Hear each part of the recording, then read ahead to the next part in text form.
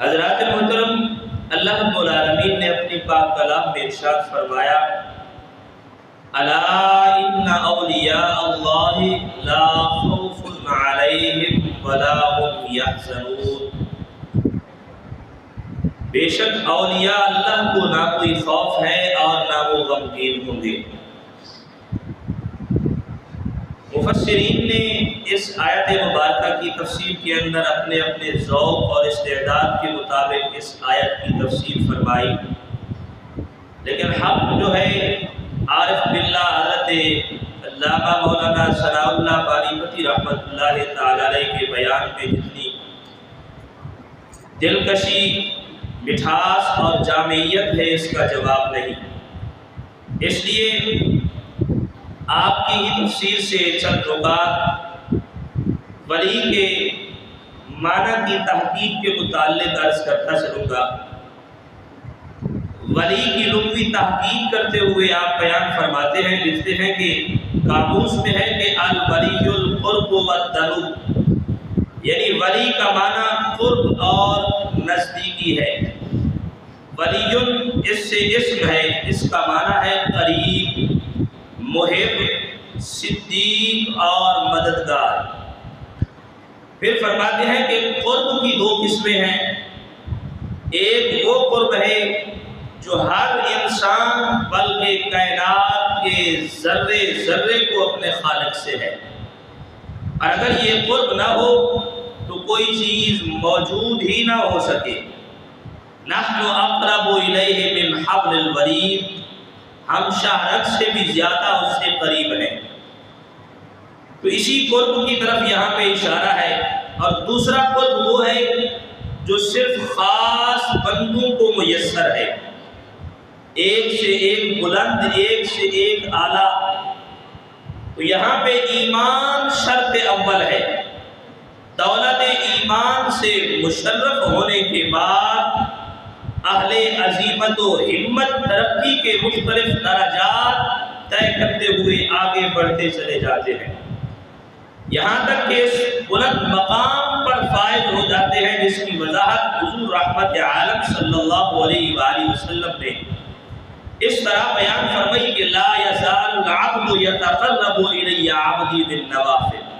اللہ تعالیٰ ارشاد فرماتے ہیں، بخاری کی روایت ہے، حضرت ابو ہریرہ اس حدیث کے راوی ہیں کہ بندہ نفلی عبادات سے میرا قرب حاصل کرتا ہے یہاں تک کہ میں اس سے محبت کرنے لگتا ہوں، اور جب میں اس سے محبت کرنے لگتا ہوں تو میں ہی اس کے کان ہو جاتا ہوں جس سے وہ سنتا ہے، اور میں ہی اس کی آنکھ ہو جاتا ہوں جس سے وہ دیکھتا ہے۔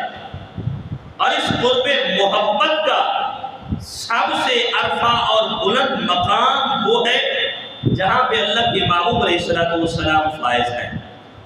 حضور کا طائر ہمت جہاں ماہوے پرواز ہے، ان رفاقوں کو کوئی نہیں جان سکتا، لیکن سوائے اس ذات کے جس نے اپنے محبوب بندے کو یہ ہمتیں اور حوصلے عطا فرمائے۔ صوفیاء کرام کی اصطلاح میں ولی اس کو کہتے ہیں جس کا دل ذکر الہی میں مستغرق ہو۔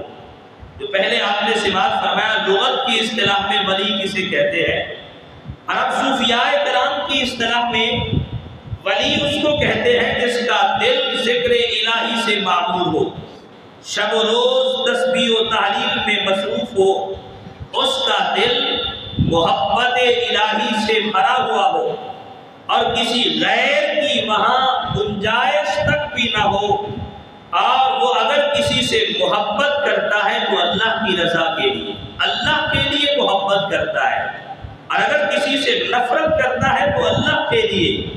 یہی وہ مقام ہے جسے فنا فی اللہ کا مقام کہتے ہیں۔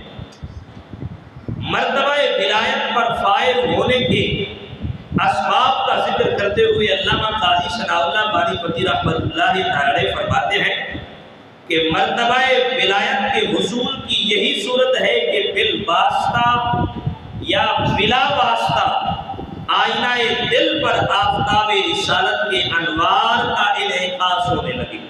وہاں پر انوار رسالت کے فرمائے کہ تجلیات وہاں پہ پڑھنے لگے، اور جمال صلی اللہ علیہ وآلہ وسلم کو فرمائے کہ ان کی روح کو منور کر دے، اور یہ نعمت انہی کو بخشی جاتی ہے جو بارگاہ رسالت میں یا حضور کے نائبین یعنی اولیاء امت کی صحبت میں حاضر ہوتے رہتے ہیں۔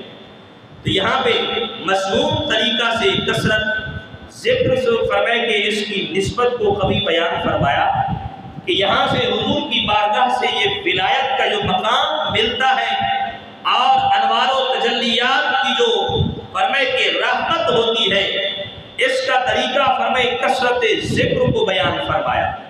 حضور پاک صلی اللہ علیہ وآلہ وسلم کا ارشاد گرامی ہے، قال رسول اللہ صلی اللہ علیہ وآلہ وسلم لکل شیء سقالۃ وسقالۃ القلب ذکر اللہ۔ فرمایا ہر چیز کے زنگ کو دور کرنے کے لیے کوئی نہ کوئی چیز موجود ہوتی ہے۔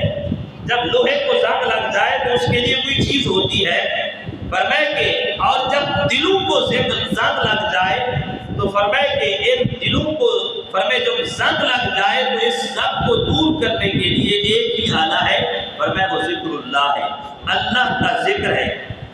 اور انہی نفوس قدسیہ کی صحبت و ہم نشینی کے متعلق احادیث طیبہ میں بار بار فرمائے ترغیب اور شوق دلایا گیا۔ ائمہ حدیث حضرات امام مالک، امام احمد، امام طبرانی وغیرہ نے حضرت معاذ بن جبل رضی اللہ تعالیٰ عنہ سے یہ روایت کی ہے۔ آپ فرماتے ہیں قال سمعت رسول اللہ صلی اللہ علیہ وسلم یقول قال اللہ تعالی۔ حضرت معاذ بن جبل رضی اللہ تعالیٰ عنہ فرماتے ہیں کہ میں نے رسول اللہ صلی اللہ علیہ وآلہ وسلم کو یہ فرماتے ہوئے سنا۔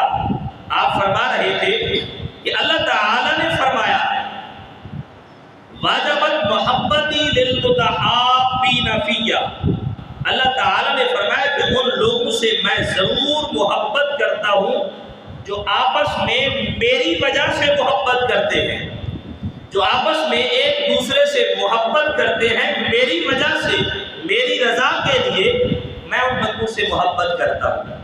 والمتجالسین فی، اور فرمائے کہ جو میری محبت کے لیے، فرمائے میری رضا جوئی کے لیے، فرمائے ایک دوسرے کے ساتھ بیٹھتے ہیں، ذکر کی محافل سجاتے ہیں، اکٹھے بیٹھ کر میرا ذکر کرتے ہیں، میں ان بندوں سے محبت کرتا ہوں۔ والمتزاورین فی، اور میں ان بندوں سے محبت کرتا ہوں فرمائے جو میری رضا کے لیے، میری محبت میں ایک دوسرے کی زیارت کے لیے جاتے ہیں۔ حدیث مبارکہ بھی ہے کہ نبی علیہ السلام نے فرمایا کہ ایک بندہ جا رہا تھا تو اپنے کسی دوست سے ملنے کے لیے، تو اللہ نے ایک فرشتے کو بھیجا انسانی صورت میں، جاؤ فرمائے کہ اس سے پوچھ کے آؤ کہ کہاں جا رہا ہے۔ وہ ذات علیم بذات الصدور ہے، فرمائے کہ دلوں کے راز کو بھی جاننے والا ہے۔ فرشتے کو بھیجا، جاؤ فرمائے کہ پوچھو اس سے کہاں جا رہا ہے۔ تو فرمائے کہ فرشتہ سامنے آتا ہے اور پوچھتا ہے کہ اے بندے کہاں جا رہے؟ کہا فلاں بستی میں میرا دوست ہے، اس سے ملنے جا رہا ہوں۔ کہا فرمائے کہ ملنے کی کوئی وجہ؟ کہا کوئی وجہ نہیں ہے، بس ویسے اپنے دوست کی محبت ہے، اس سے ملنے جا رہا ہوں۔ کیا اس نے کبھی کوئی احسان کیا تھا تم پر؟ فرمائے اس احسان کا صلہ چکانے کے لیے جا رہے ہوں۔ کہا کوئی احسان نہیں کیا۔ کہا کبھی تم نے کوئی احسان کیا ہو اس پر؟ کہا کوئی احسان نہیں کیا۔ کہا پھر اس سے ملنے کیوں جا رہے ہو؟ فرماتے ہیں کہ اس بندے نے کہا کہ میں اللہ کی رضا کے لیے اپنے اس بھائی سے محبت کرتا ہوں، بس اسی محبت کی وجہ سے میں اس سے ملنے جا رہا ہوں۔ تو فرشتے نے بتایا کہ میں رب کا قاصد ہوں۔ فرمائے کہ اللہ تعالیٰ فرماتا ہے کہ جب تم بندے میری رضا کے لیے، میری محبت میں ایک دوسرے کی زیارت کرتے ہو، فرمایا کہ میں رب بھی تم دونوں سے محبت کرتا ہوں، میں بھی تم دونوں سے محبت کرتا ہوں۔ والمتزاورین فی والمتباذرین فی، اور فرماتے ہیں کہ جو صرف میری رضا کے لیے، میری خوشنودی کے لیے، میری محبت میں فرمائے ایک دوسرے پر مال خرچ کرتے ہیں، میں ان سے بھی محبت کرتا ہوں۔ حضرت عبداللہ بن مسعود رضی اللہ تعالیٰ عنہ سے روایت ہے کہ ایک شخص نے بارگاہ رسالت میں عرض کی، یا رسول اللہ صلی اللہ علیہ وسلم کہ آپ کیا ارشاد فرماتے ہیں جو ایک قوم سے محبت کرتا ہے بندہ لیکن عمل و تقویٰ میں ان کے برابر نہیں ہے،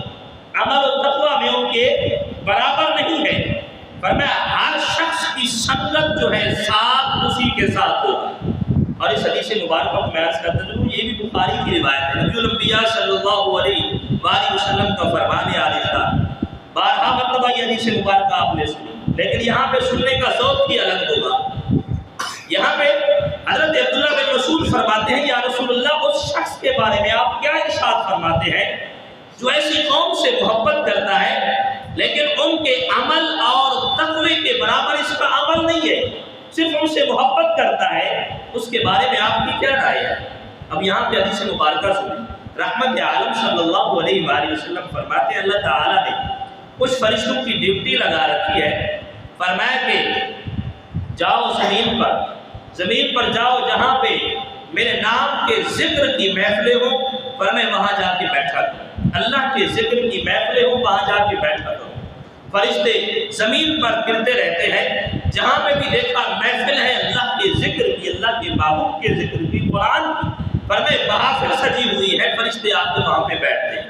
فرشتے بیٹھتے ہیں، ایک دوسرے کو بلاتے ہیں، حتیٰ کہ زمین سے لے کر آسمان تک اس جگہ کو گھیر لیا جاتا ہے۔ فرشتے بیٹھ جاتے ہیں، اور جب محفل ذکر ختم ہوتی ہے دعا مانگی جاتی ہے، دعا مانگنے کے بعد فرشتے واپس اللہ کی بارگاہ میں جاتے ہیں۔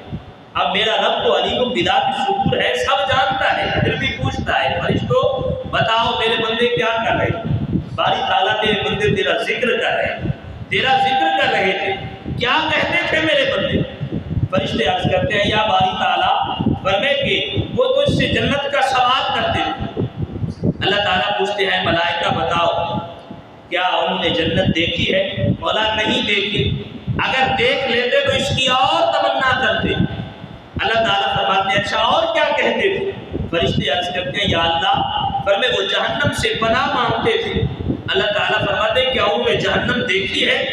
فرشتے فرماتے ہیں عرض کرتے ہیں یا اللہ انہوں نے جہنم دیکھی نہیں ہے، اگر دیکھ لیتے تو اور زیادہ اس سے ڈرتے پناہ مانگتے۔ اللہ تعالیٰ فرماتے ہیں اچھا ملائکہ پھر گواہ ہو جاؤ، گواہ ہو جاؤ۔ اللہ سارے فرشتوں کو گواہ کر کے کہہ رہا ہے اے ملائکہ گواہ ہو جاؤ، جتنے بھی اس محفل میں آئے تھے میں نے سب کی مغفرت فرما دی، مغفرت فرما دی ہے۔ اب نبی علیہ السلام نے فرمایا ان فرشتوں میں سے ایک فرشتہ کہتا ہے، عرض کرتا ہے یا اللہ ان میں ایک بندہ ایسا تھا جو ذکر کی نیت سے نہیں آیا تھا، اس محفل کی نیت سے نہیں آیا تھا، وہ تو کسی سے ملنے کے لیے جا رہا تھا، اور وہ بندہ یہاں بیٹھا تھا محفل کے اندر، تو یہ اس کے ملنے کے ارادے سے یہ بھی وہاں آ کے بیٹھ گیا تاکہ جب محفل سے فارغ ہو تو میں اس سے مل سکوں۔ تو فرمایا اس ارادے سے ہی آیا تھا، اس کا ارادہ ذکر کرنا نہیں تھا۔ تو اب یہاں پہ فرمایا کہ پھر یہی بات نبی الانبیاء صلی اللہ علیہ وسلم نے فرمایا کہ اللہ تعالیٰ فرماتا ہے، فرمایا ہم یہ نہیں دیکھتے کہ وہ کس نیت اور ارادے سے آیا ہے، ہم نے یہ دیکھا ہے جو ہمارے پیاروں کی صحبت میں آ کے بیٹھ گیا ہے، ہم نے ان کی صحبت کی وجہ سے اس کی بھی بخشش فرما دی، اس کی بھی بخشش فرما دی۔ یہی بات حضرت عبداللہ بن مسعود رضی اللہ تعالیٰ عنہ نے حضور کی بارگاہ میں عرض کی، یا رسول اللہ صلی اللہ علیہ وسلم اب ایک بندے کے عمل اور تقوی اتنا نہیں ہے لیکن پھر بھی وہ فرمائے کہ متقین اور پرہیزگار لوگوں سے محبت کرتا ہے، اس کے بارے میں آپ کیا ارشاد فرماتے ہیں؟ نبی علیہ السلام نے فرمایا جس کی محبت جس کے ساتھ اس دنیا کے اندر ہے، جس کی صحبت میں وہ بیٹھتا ہے، فرمایا کہ جس سے وہ محبت کرتا ہے کل قیامت کے دن بھی وہ اسی کے ساتھ ہوگا، اسی کے ساتھ ہوگا۔ تو آج دنیا میں رہ کر جس سے بھی محبت اور پیار کرتے ہیں، فرمایا جس کی صحبت اختیار کرتے ہیں، اس لیے شیخ سعدی نے فرمایا تھا صحبت صالح برا صالح، فرمایا نیک لوگوں کی صحبت انسان کو نیک بنا دیتی ہے، فرمایا کہ نیک لوگوں کی صحبت انسان کو اچھا بنا دیتی ہے۔ اب کوئی بندہ نمازی کی صحبت اختیار کرے جو 5 وقت کا پکا نمازی ہے، اس کی صحبت میں بیٹھتا ہے، یہی صحبت اسے بھی نمازی بناتی ہے۔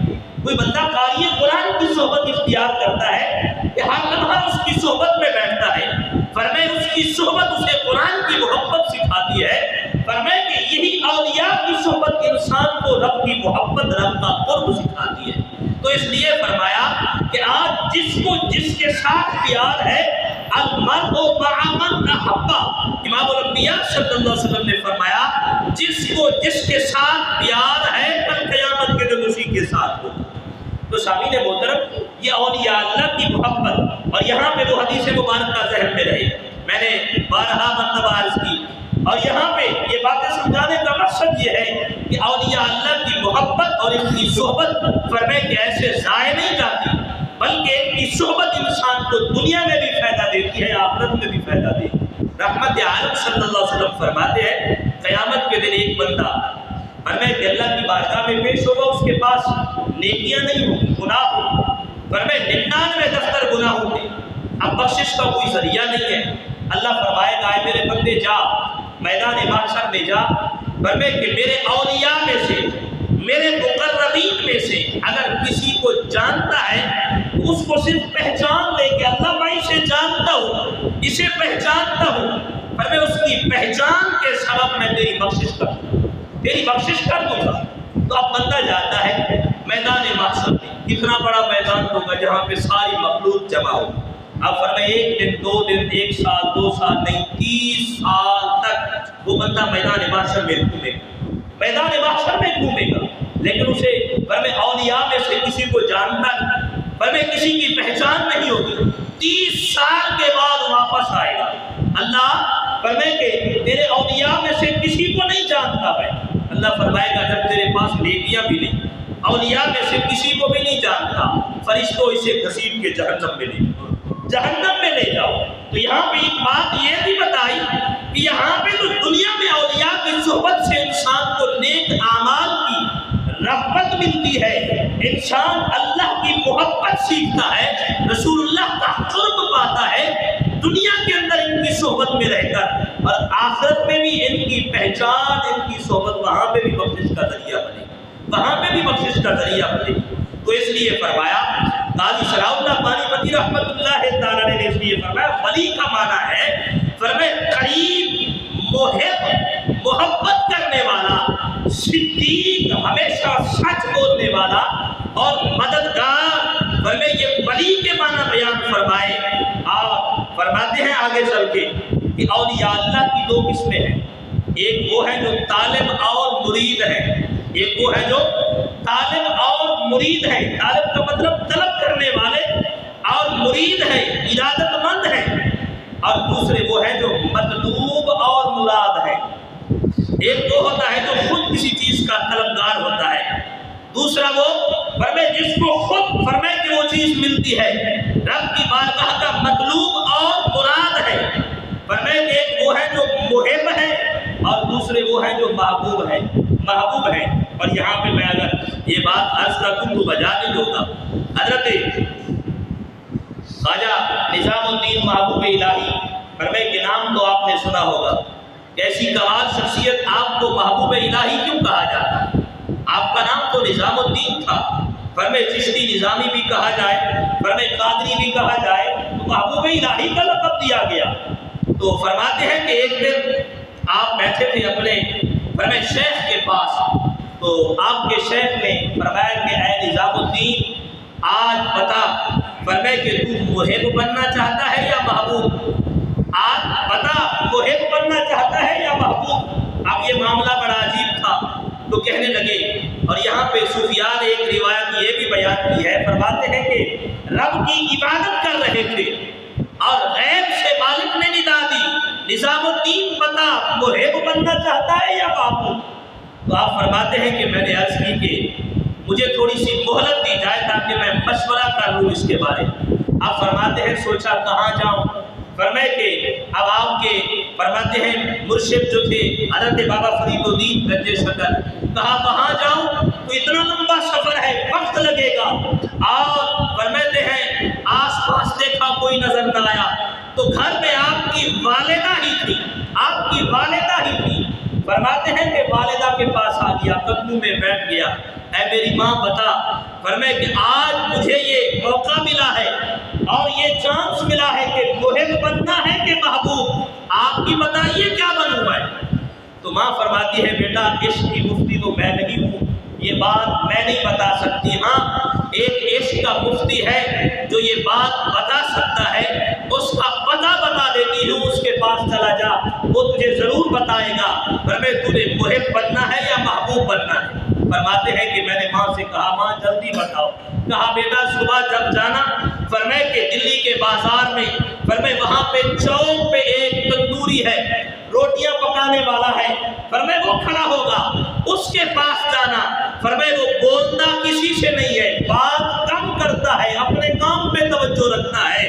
फरमाए कि आज तक किसी से कलाम नहीं किया, ये आगे तेरी हिम्मत है जो उससे कलाम करके दिखा, वो इसका मुफ्ती है, फरमाए वो तुझे बताएगा। फरमाते हैं जब सुबह हुई मैं वहां पे चला गया, देखा फरमाए कि वो आग भड़का रहा था, तंदूर जला रहा था। मैंने जाके सलाम किया, बेरुखी से जवाब दिया वालेकुम सलाम। तो फरमाते हैं निजामुद्दीन मैंने कहा हज़रत खैर है, कोई मेहमान आया है आपके पास और आप बेरुखी से जवाब दे रहे हैं। फरमाते हैं कि ऐसे तिरछी आंख करके पीछे देखा, अरे मैं तो सवा शेर हूँ, मैं शेर हूँ, पीछे कोई सवा शेर लगता है जो आया है आज यहाँ के इश्क के दरिया को आके लगाम देने वाला। पर मैं पीछे मुड़ के देखा, क्या चाहिए? कहा चाहिए कुछ भी नहीं, एक सवाल है उसका जवाब चाहिए, उसका जवाब चाहिए। कहा मैं कोई आलिम तो नहीं हूँ, पर मैं मुफ्ती नहीं हूँ। कहा इसका जवाब हजरत आपके पास है। कहा पूछो सवाल क्या है? तो हजरत निजामुद्दीन फरमाते हैं मैंने अर्ज की कि हजरत मेरा सवाल ये है कि मैं ऐसे इबादत में था तो मुझे ये फरमाए कि सवाल दिया गया कि मैं मुहिब बनूं या महबूब। शेख की तरफ से फरमाए कि मुझे ये आवाज़ आई कि मैं मुहिब बनूं या महबूब बनूं, तो आप ये मुझे बताइए कि मैं मुहिब बनूं या महबूब। तो उस बुजुर्ग ने कहा कि ऐ निजामुद्दीन इस सवाल का जवाब चाहिए तो कल आना, कल आना। कहा मैं रात सारी गया, पर मैं जागते हुए रात गुजरी, रब के जिक्र में एक एक लम्हा गुजारा। जब सुबह हुई फौरन चला वहां पे गया तो देखा आगे वो तंदूर टूटा पड़ा है, पर मैं वो तंदूरी नहीं है वहां पे। बड़ा हैरान हुआ, लोगों से आसपास पूछा मियां किसी ने देखा है इसको? कहा आज सुबह आया था, बड़े जलाल में था, पर मैं उठाया हथौड़ा, सारा तंदूर तोड़ दिया। पर मैं जंगल की तरफ जाते हुए हमने देखा है उसे। हज़रत निजामुद्दीन फरमाते हैं मैं जंगल की तरफ गया, जब वहां जाके देखा तो फरमाए मामला ही कुछ अलग था। उसके जिस्म के सारे टुकड़े अलग अलग, सारे आज़ा अलग अलग थे। मैंने कहा वो बेवफा, फरमाए जवाब ना देता ना दे, पर अपना ये हाल तो ना करता, फरमाए के जवाब ना देता, इस आँख की फिक्र नहीं थी, तूने ये अपने साथ क्या कर दिया है? कहा फरमाए मैंने देखा सर अलग है, धड़ अलग है, हाथ अलग है, पाँव अलग है, जिस्म के टुकड़े हुए। मैंने कहा अब तो ये गया, अब मेरे सवाल का जवाब कौन देगा? निजामुद्दीन फरमाते मैं वहां से मुड़ने ही लगा था, मैंने देखा उसके हाथ हरकत कर रहे थे और उसके सर से मुंह से आवाज आई, निजामुद्दीन किधर जा रहा है? जवाब नहीं सुनेगा, आज तो जवाब देने का वक्त है। मैंने पूछा हज़रत आप जिंदा है? कहा जिंदा हूँ। कहा अगर मुहिब बनना है तो फिर ऐसी हालत होगी, ऐसी हालत होगी, अगर ये बर्दाश्त कर सकता है तो फिर मुहिब बन जा, वगरना महबूब ही ठीक है, महबूब ही बन जा। फरमाते हैं मैं फिर आया, अपने हुजरे में सर सजदे में रखा, कहा मालिक फरमाए मुहिब बनने की हिम्मत नहीं है, महबूब ही बना ले, महबूब ही बना ले। अच्छा अब ये बात तो एक तक महदूद थी, पूरी कायनात में मशहूर हो गए महबूब इलाही, महबूब इलाही। अरे ये मकाम औलियाए किराम ने पाया तो इस मोहब्बत के कुर्ब में रहकर अल्लाह की मोहब्बत में, इसलिए काजी सनाउल्लाह पानीपती फरमाते हैं औलिया की दो किस्में हैं, एक मुहिब है और दूसरे महबूब है, महबूब है। फरमाते हैं पीछे जहाँ पे मैंने ये हादीस मुबारक अर्ज की है, औलियाए किराम के मुतालिक एक दूसरे से मोहब्बत करते हैं, एक दूसरे की ज़ियारत करते हैं। फरमाए कि ये तो है मुहिब, मोहब्बत करने वाले, और जो महबूब होते हैं उनका तस्करा ही कुछ अलग है। और इमाम मुस्लिम ने अपनी सही के अंदर, दीगर उलमाए हदीस ने अपनी अपनी कुतुब हदीस में इस रिवायत को नकल फरमाया। हज़रत अबू हुरैरा इस हदीस के रावी, आप फरमाते हैं कि हुजूर पाक सल्लल्लाहु अलैहि वसल्लम ने फरमाया कि जब अल्लाह ताला अपने किसी बंदे से मोहब्बत करता है तो जिब्राइल को बुलाता है, جبرائیل جی مولا، فرمائے کہ جبرائیل آؤ، میں اپنے فلاں بندے سے محبت کرتا ہوں، تم بھی اس سے محبت کرو۔ صحیح مسلم کی روایت میں عرض کر رہا، حضرت ابو ہریرہ حدیث کے راوی ہیں، اللہ فرماتا ہے اے جبرائیل میں فلاں بندے سے محبت کرتا ہوں، تم بھی اس سے محبت کرو۔ جبرائیل کہتے ہیں میں بھی اس سے محبت کرنے لگ جاتا ہوں۔ اللہ فرماتا ہے جبرائیل اب آسمان دنیا پہ اعلان کر دو، سارے فرشتے اس سے محبت کریں، سارے فرشتے اس سے محبت کریں۔ اب تمام ملائکہ اس بندے سے محبت کرنے لگ جاتے ہیں، اور اللہ تعالیٰ تمام مخلوق کے دلوں میں اس بندے کی محبت ڈال دیتا ہے۔ یہ ہے محبوب رب کے، فرمائے جو رب کے محبوب بنتے ہیں، فرمائے ان کی محبت میرا رب خود ڈال دیتا ہے۔ اور فرماتے ہیں کہ اللہ تعالیٰ، یہ تو محبت کا ایک رخ تھا، اگر اللہ تعالیٰ کسی بندے کو ناپسند فرماتا ہے تو پھر کیا ہوتا ہے؟ اللہ پھر بھی جبرائیل کو بلاتے ہیں، جبرائیل میں فلاں بندے سے بغض کرتا ہوں، میں اسے پسند نہیں کرتا، اے جبرائیل سارے فرشتوں میں اعلان کر دو رب اس بندے کو ناپسند کرتا ہے۔ اب فرمائے کائنات کے دلوں میں ان کی نفرت ڈال دی جاتی ہے، نفرت ڈال دی جاتی ہے۔ تو یہ اولیاء اللہ کی محبت ہے، فرمائے جو خود بخود دلوں میں پیدا ہوتی ہے، اور یہ محبت تب پیدا ہوتی ہے کہ فرمائے جب ولی کے دل میں اللہ اور اس کے رسول کی محبت کے علاوہ اور کچھ نہیں ہوتا۔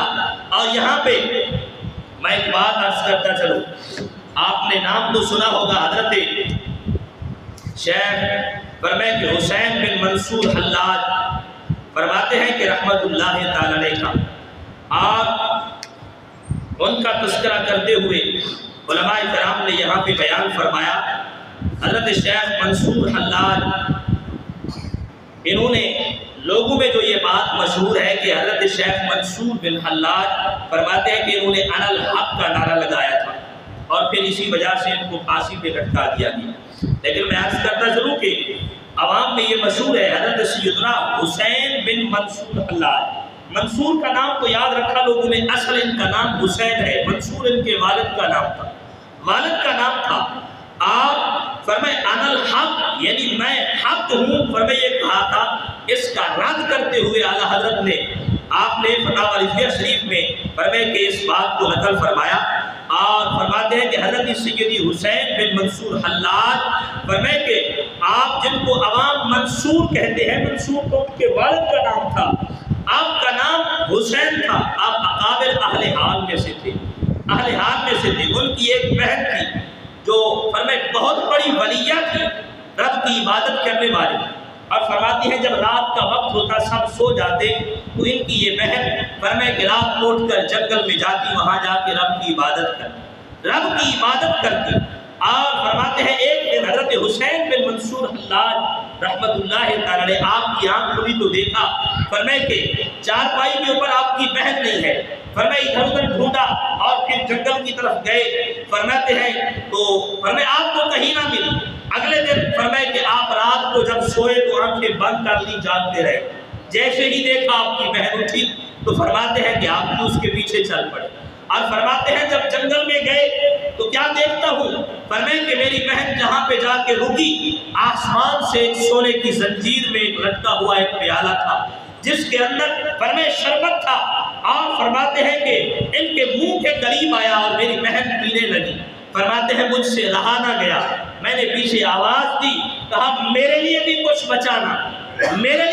بچانا، فرماتے انہوں نے ایک گھونٹ میرے لیے بچایا، ایک گھونٹ پانی کا بچایا میرے لیے، اور فرماتے ہیں کہ میں وہاں جا کے میں نے وہ گھونٹ پانی کا پیا، اور جب پانی پی لیا تو اس وقت فرمائے کہ ایک آواز آئی، مجھے آواز آئی، فرمائے ہر جڑی بوٹی، ہر درخت سے، جنگل کے ہر جگہ سے یہ آواز آ رہی تھی، فرمائے کون اس بات کا زیادہ مستحق ہے کہ ہماری راہ میں قتل کیا جائے، ہماری راہ میں جان دے؟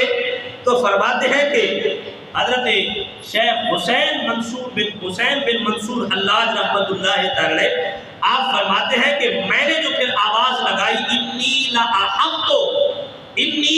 لا احق انا لا احق، فرمائے کہ اصل لفظ تو یہ تھا انا لا احق، میں ہی اس بات کا سب سے زیادہ حقدار ہوں کہ اس کے نام پر مجھے ہی قتل کیا جائے، مجھے ہی مارا جائے۔ فرمائے کہ آپ یہ آواز لگاتے رہے، لوگوں نے سمجھا کہ علی الحق کہہ رہا ہے، علی الحق کہہ رہا ہے۔ آپ آنا لا حقوں کی فرماتے ہیں کہ صدا لگا رہے تھے، میں ہی اس بات کا زیادہ سزاوار ہوں، حقدار ہوں کہ مجھے یہ سزا دی جائے۔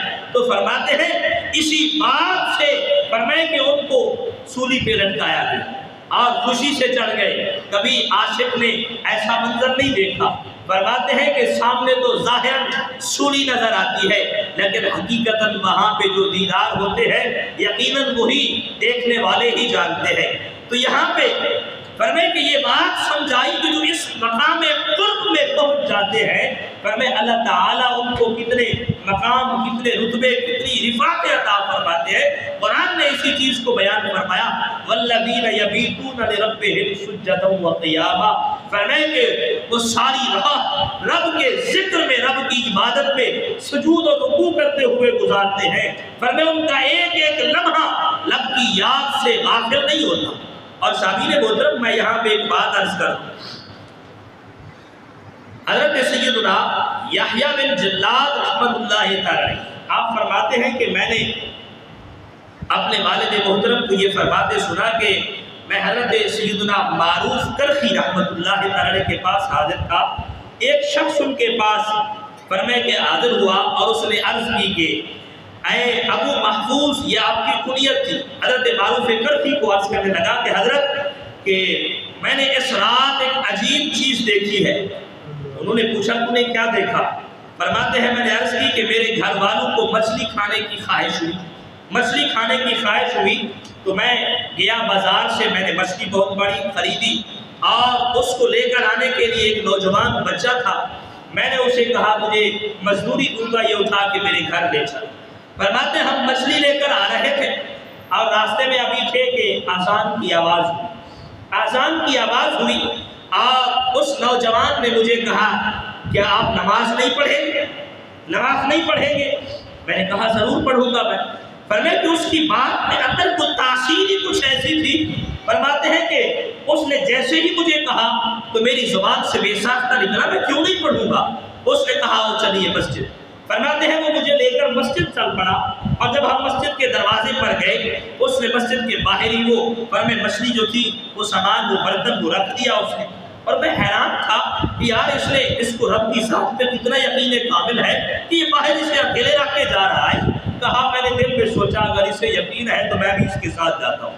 فرمائے کہ برتن باہر رکھا، ہم اندر چلے گئے، نماز پڑھی، نماز سے فارغ ہوئے اور واپس جب آ کے دیکھا تو وہ برتن ویسا کا ویسا ہی رکھا ہوا تھا۔ اسے اٹھایا گھر تک لے آئے اور جب گھر آئے میں نے گھر والوں کو مچھلی دی اور سارا واقعہ سنایا تو میرے گھر والوں نے کہا کہ آپ اس نوجوان کو دعوت دیں، ہمارے گھر آئے، ہمارے ساتھ کھانا کھائے، ہم کھانا تیار کرتے ہیں۔ تو جب میں اس نوجوان کے پاس گیا تو میں نے اسے کہا کہ آپ آج ہمارے ساتھ کھانا کھائیں۔ اس نے کہا کہ میں روزے سے ہوں، میں روزہ رکھا ہوا ہے میں نے۔ تو میں نے اسے کہا اچھا روزہ رکھا ہوا ہے تو آپ آج افطاری ہمارے پاس کر لیں۔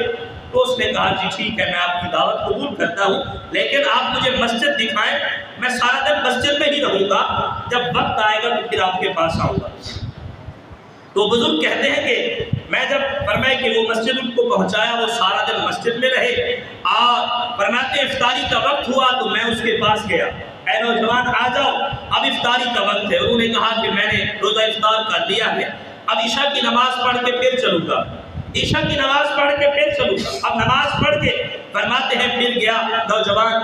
تو بزرگ کہتے ہیں کہ ہمارے گھر میں 3 کمرے تھے، ایک میں ہم رہتے تھے اپنے بچوں کے ساتھ اور ایک کمرے میں میری لاغر و کمزور بچی تھی، فرمائے جو چل پھر نہیں سکتی تھی، وہ سارا دن پڑی رہتی۔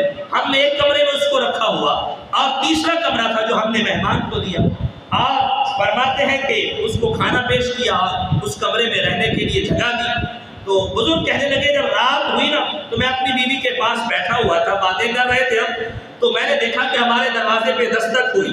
میں نے پوچھا اس وقت رات ڈھلی ہے کون آیا ہے؟ تو میری بچی نے آواز دی بابا میں آپ کی بیٹی ہوں۔ کہا میری بیٹی تو فرمائے پاؤں سے ٹانگوں سے معذور ہے، چل پھر نہیں سکتی، اس کا جسم کام نہیں کرتا، اور تو کون ہے؟ کہا میں وہی آپ کی لاغر و کمزور بیٹی ہوں، دروازہ تو کھولیے نا۔ تو فرماتے میں نے دروازہ کھولا اور فرمایا کہ میری بیٹی میرے سامنے کھڑی تھی جو چل پھر نہیں سکتی تھی۔ میں بڑا حیران ہوا، تعجب کیا، بیٹا یہ کیسے ہوا؟